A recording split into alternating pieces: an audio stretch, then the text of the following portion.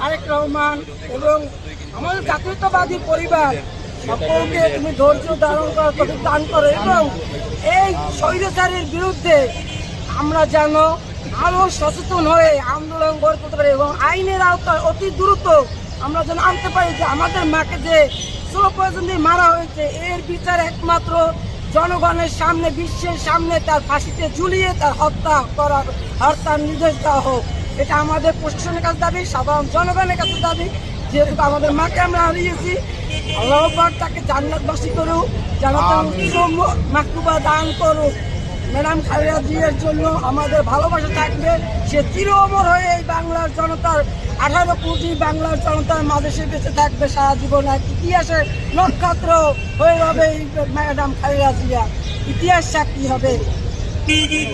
উনি মহিলা দলের এই বগুড়ার ম্যাডামের সাথে একসাথে, আমি মহিলা দলের সাংগঠনিক সম্পাদক। উনি হলো বগুড়া জেলা